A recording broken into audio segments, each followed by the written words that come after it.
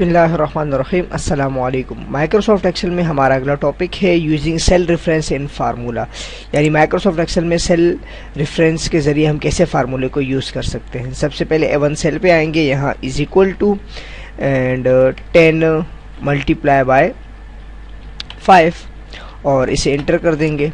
ये हमारे पास यहाँ आंसर आया। सेकेंड A2 सेल पे आके सेलेक्ट करेंगे A2 सेल को और यहाँ इज इक्वल टू A1 यहाँ पे टाइप करेंगे और एंटर कर देंगे। यानी इसमें हमने ये किया कि A1 सेल के अंदर जो भी वैल्यू थी वो A2 सेल में डिस्प्ले हो, तो यहाँ पे A1 सेल की वैल्यू यहाँ पर डिस्प्ले हो गई।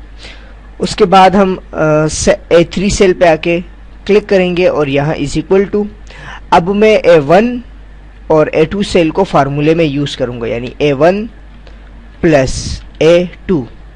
जैसे ही हम इसको सेलेक्ट करते हैं, यहाँ पे जो कलर होगा वो सेम टू सेम उस सेल पे भी नज़र आएगा और यहाँ पे हम इसे इंटर कर देते हैं। इंटर जैसे ही हमने किया तो इसका आंसर हमारे पास 100 आया। आंसर कैसे 100 आया कि A1 सेल में जो हमारे पास लफ्ज़ था, यानी 10 मल्टीप्लाई बाय 5, A1 सेल के अंदर जो वर्ड था और A2 सेल के अंदर जो वैल्यू थी, इन दोनों को आपस में एडिशन करवाया, यानी इनको ऐड किया।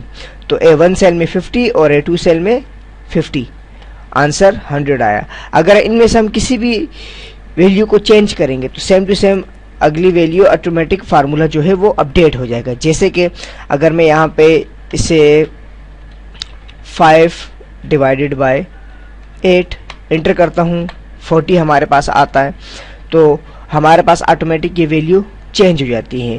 और ये हमारे पास इसलिए चेंज हुआ सेकंड वैल्यू, क्योंकि हमने यहाँ पे टाइप किया था कि इस सेल में हमारे पास A1 की वैल्यू शो हो। और इस माइक्रोसॉफ्ट एक्सेल में हमारे पास एक और मेथड होता है सेल रेफरेंसेस के हवाले से, कि पॉइंट मेथड में हमारे पास सबसे पहले हम यहाँ पे कोई वैल्यू टाइप करेंगे 20 + 30 और अब फिर हम आएंगे C3 सेल में और यहाँ इज इक्वल टू करेंगे और इज इक्वल टू करने के बाद हम अपना माउस पॉइंटर C1 सेल पे लेकर आएंगे और यहाँ पे आके इसको सेलेक्ट करेंगे। सेलेक्ट करने के बाद इसके गिर्द एक सिलेक्शन आएगी जिसको कहते हैं मार्क क्यू। ये मार्क क्यू आएगा। मार्क क्यू को ख़त्म करने के लिए हम यहाँ पे कोई सिंबल यूज़ करेंगे, मैथमेटिक्स का ऑपरेटर का, यानी मैंने प्लस का सिंबल यूज़ किया।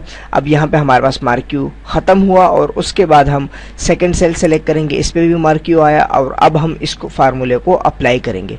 फार्मूले को हम जैसे अप्लाई करके ओके करेंगे, हमारे पास इसका आंसर 50 आ जाएगा।